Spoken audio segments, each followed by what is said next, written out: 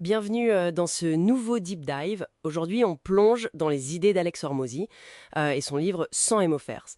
On va s'appuyer sur une analyse assez poussée qui décortique sa méthode. Salut les. Notre mission, si on peut dire, c'est de comprendre comment il propose de créer des offres tellement fortes qu'elles semblent quasi impossibles à refuser.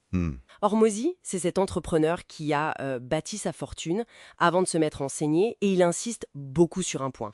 La force de l'offre prime sur le marketing. Alors, on décortique ça. Exactement. Et au cœur de sa réflexion, il y a ce concept d'offre grand chelem. Offre grand chelem. Oui. En gros, l'idée, c'est de créer une proposition de valeur tellement unique, tellement désirable, qu'elle sort de la compétition classique par les prix. Elle crée sa propre catégorie, en quelque sorte. Ah oui, donc on échappe à la guerre des prix, c'est ça l'idée. Précisément. C'est une offre qui combine une promotion alléchante, une valeur perçue énorme, un prix premium justifié par cette valeur, et puis une garantie très solide. Souvent avec des facilités de paiement en plus. D'accord. Le but final, c'est de vendre uniquement sur la valeur. Que l'offre soit incomparable, en fait. Et là, ça devient intéressant, parce qu'il a une formule pour ça, n'est-ce pas? La fameuse équation de la valeur. C'est ça. Valeur égale résultat rêvé multiplié par la probabilité perçue d'atteinte, le tout divisé par le délai perçu multiplié par l'effort et sacrifice perçu. Ok, donc 4 leviers. Voilà. Tout l'art, c'est de jouer avec ces 4 éléments. Il faut maximiser le résultat rêvé, ce que le client espère obtenir, et sa confiance, sa perception qu'il va vraiment y arriver grâce à l'offre.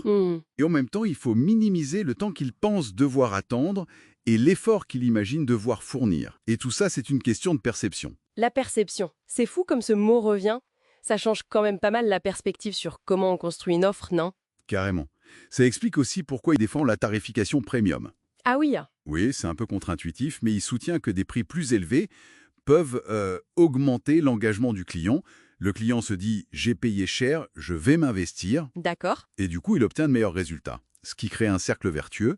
L'entreprise a plus de marge, peut surdélivrer, ce qui renforce la valeur perçue et justifie le prix. Malin. Mais attends, avant même de penser à l'offre elle-même, il insiste beaucoup sur le marché, si je me souviens bien. Il a une formule un peu choc là-dessus. Ah oui, foule affamée, force de l'offre, compétence de persuasion. Voilà. C'est fondamental pour lui. Avant toute chose, il faut trouver un marché où il y a une demande déjà là, et une demande forte. Une foule affamée, comme il dit.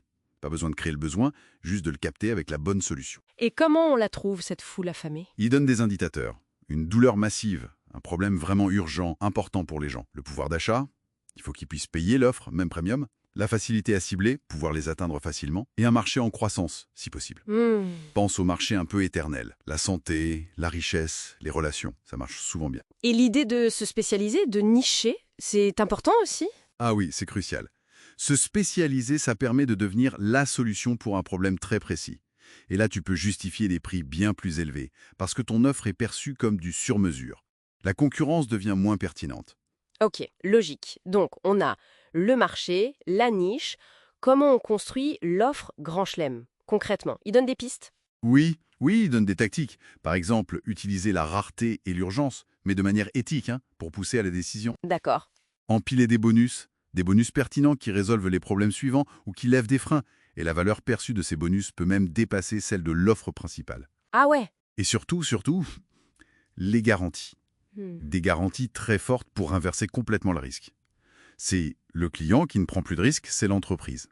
Et ça booste énormément la probabilité perçue d'attente dans l'équation de valeur. Ça fait sens. Il parle aussi beaucoup de la livraison de l'offre, non? Comment c'est délivré? Oui, parce que ça impacte directement le délai et l'effort perçu par le client. Pour lui, les modèles faits pour vous, DFY, ça c'est un peu le Graal. Pourquoi? Parce que ça incarne l'équation de valeur optimisée. Le client obtient le résultat rêvé avec un minimum d'effort et de temps de son côté. Et ça justifie un prix premium sans problème. Attends, si on pousse le raisonnement, ça veut dire que pour Hormozy, une offre vraiment exceptionnelle pourrait presque compenser un marketing moyen ou une force de vente pas au top. C'est quand même assez radical comme idée. C'est exactement sa thèse. Une offre qui déchire simplifie tout le reste. Elle attire les clients naturellement. L'offre devient elle-même l'outil marketing numéro 1. Plus besoin forcément de tunnels de vente hyper complexes ou de techniques de closing ultra sophistiquées. C'est puissant, hein, comme concept. Bon, l'analyse source qu'on a consultée nuance un peu quand même. Elle dit que c'est peut-être plus simple à appliquer pour des services que pour des produits physiques, où les coûts sont plus visibles, ou dans des ventes B2B très complexes. Oui, c'est vrai, il y a des contextes où c'est sans doute plus nuancé. La relation compte beaucoup en B2B, par exemple. Le ton très direct d'Hormozy peut aussi ne pas passer partout. Alors, qu'est-ce qu'on retient de tout ça au final? L'essence de 100 Mem Offers, si je résume, c'est cette concentration quasi obsessionnelle sur la création d'une valeur perçue écrasante. Pour une foule affamée bien identifiée, l'offre elle-même devient le moteur principal de la croissance. Tout à fait. Et peut-être une question pour laisser matière à réflexion. Si, comme il le suggère, l'offre Grand Chelem est vraiment l'outil marketing ultime, est-ce que ça ne devrait pas pousser les entreprises à revoir complètement comment elles allouent leurs ressources? Genre prioriser massivement la conception de l'offre, bien avant même de penser aux canaux d'acquisition. Excellente question pour finir, ça donne à réfléchir sur nos propres priorités.